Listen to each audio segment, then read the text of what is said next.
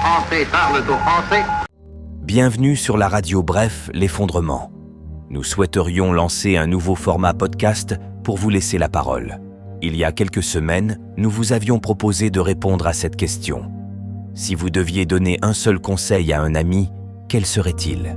Les réponses reçues sont très intéressantes et vous pourrez les écouter dans quelques instants. Nous recherchons actuellement des témoignages de personnes ayant vécu une rupture de la normalité de plusieurs jours. Si vous avez subi un tel événement, nous serions heureux d'en faire profiter toute la communauté au travers d'un podcast de votre témoignage. Envoyez-nous un email à bref, l'effondrement@gmail.com et nous vous recontacterons. La parole est à vous.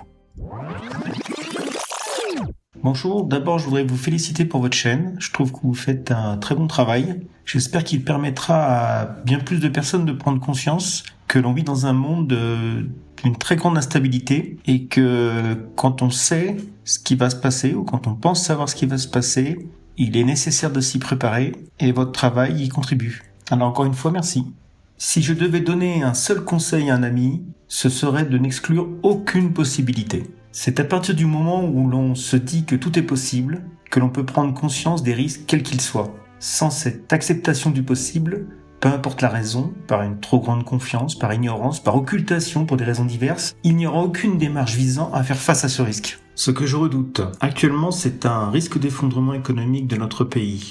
Je pense que c'est actuellement le risque majeur parce que de très nombreux indicateurs comme la croissance, l'inflation, l'endettement de notre pays, la pauvreté, la désindustrialisation, l'impact des perturbations climatiques et d'autres indicateurs sont dans le rouge et que notre gouvernement ne propose pas de solution. Il suffit de regarder l'état dans lequel notre pays est et surtout va. Malheureusement, si notre économie s'effondre, c'est toutes les composantes structurelles de notre société qui seront touchées. Chacun d'entre nous devra alors trouver individuellement le moyen de survivre. Et ça, nous n'y sommes pas prêts. Je pense que les 5 années à venir vont être cruciales. Sans un changement radical de notre société, de notre mode de fonctionnement, les rustines et les beaux discours de notre gouvernement ne suffiront plus. Si l'effondrement se produit sur plusieurs mois, plusieurs années, on aura le temps de voir venir et de s'adapter petit à petit au changement et à faire face. Par contre, si suite à un mouvement, un événement climatique, géopolitique brutal, violent, du jour au lendemain, c'est la rupture, c'est la catastrophe, tout s'effondre. Là, on fait quoi ? Quand tes enfants vont venir te voir en te disant « Papa, j'ai faim », tu pourras pas leur donner à manger parce que tu n'auras pas ce qu'il faut. Tu fais quoi ? Tu prends un manche de pioche, tu vas tuer le premier type que tu croises dans la rue ? Je pense pas que ça sera la bonne solution. Donc je pense au moins qu'il faut quand même se préparer psychologiquement également, se mettre dans des situations, dans un état d'esprit, se dire voilà, s'il se passe ça, je fais quoi maintenant ? S'il y a effondrement, l'humanité va ramasser, va morfler, il y aura sans doute des millions de morts, peut-être même des milliards, mais il faut savoir que l'homme a une capacité à s'adapter et à reprendre le dessus qui est assez monumentale, l'histoire nous le prouve. Donc je pense que s'il y a effondrement, il y aura reconstruction après. Un autre monde, une autre société, du moins je l'espère, avec d'autres façons de penser. Et donc pour être capable d'être toujours là, lorsque ça repartira, qu'on refera une société, qu'on reconstruira, il faut avoir été prêt physiquement, au niveau matériel et alimentaire bien entendu, mais surtout psychologiquement. Comme ça t'aura permis d'accepter l'aide de personnes que tu ne connais pas, ou que tu n'appréciais pas forcément, mais que tu vas découvrir sous un autre angle, et tu vas te rendre compte qu'en fait, être tout seul dans ton coin, c'est pas la solution.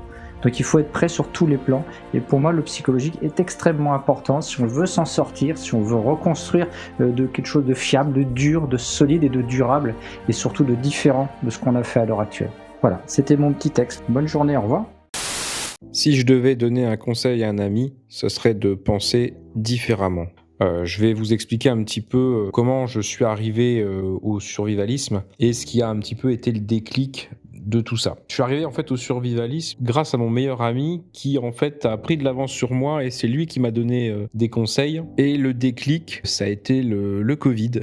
Les confinements, les vaccinations obligatoires, les gens qui deviennent fous, etc., etc. Tout ça, ça a eu un gros impact sur ma façon de penser. C'est vraiment là que j'ai commencé à penser et surtout à agir différemment. Donc je m'appelle Thomas, j'ai 36 ans, je suis cadre de la fonction publique. Sans être aisé, je suis pas non plus précaire. J'aime les voyages, j'aime la moto, je fais du tir sportif, j'ai une compagne, j'ai un chat, je n'ai pas d'enfant. Je pense être quelqu'un d'à peu près équilibré, d'à peu près normal, d'à peu près inséré dans la société, même si je me reconnais de moins en moins dans la société actuelle, mais je me considère pas comme quelqu'un de marginal. Je pense que ma façon de penser et ma façon d'agir, ça devrait plutôt être la norme, et je pense que ça l'était il y a encore quelques décennies.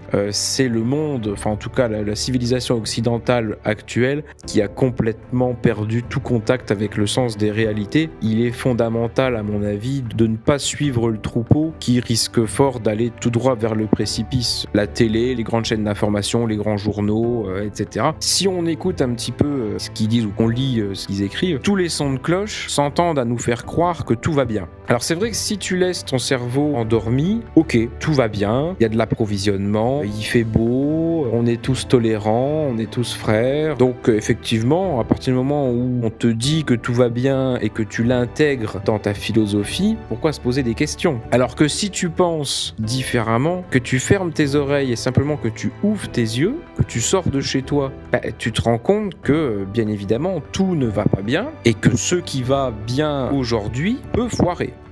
Une pensée différente entraîne généralement une action différente. Et en l'occurrence, en ce qui nous intéresse, une action différente, ça va être ne pas subir, mais anticiper. Quand on regarde un petit peu notre quotidien, il y a beaucoup de choses qu'on anticipe au cas où ça se passe pas comme prévu.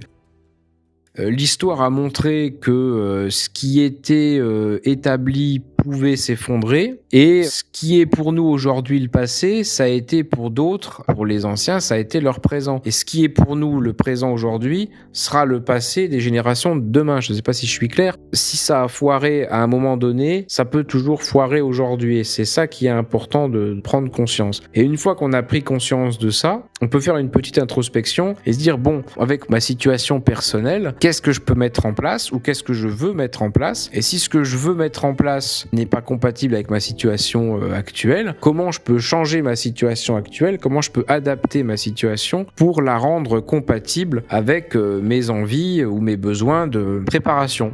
Malheureusement, même si pour nous ça tombe sous le sens, certains autres, ils vont vous regarder avec des grands yeux, vous disant mais dans quel monde tu vis, t'es fou, t'es complotiste. Ces gens-là, vous avez plusieurs solutions, ou vous essayez de les convaincre, mais bon, personnellement ça me fatigue, donc j'essaie de convaincre personne, ou vous attendez qu'ils se réveillent en espérant qu'ils se réveillent pas trop tard, ou sinon vous laissez tomber un petit peu ce genre de personnes et vous réservez vos conseils pour les gens que vous aimez, et ou en tout cas pour des gens qui seront réceptifs. Tout le monde ne peut pas être sauvé, et de toute manière tout le monde n'est pas sauvable. Bonne soirée à tous et bonne préparation.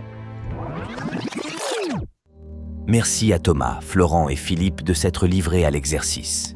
Et vous, si vous deviez donner un seul conseil à un ami, quel serait-il? Partagez vos réflexions en commentaire, et pour ceux qui ont vécu une rupture de la normalité, nous attendons vos témoignages avec impatience. À très bientôt.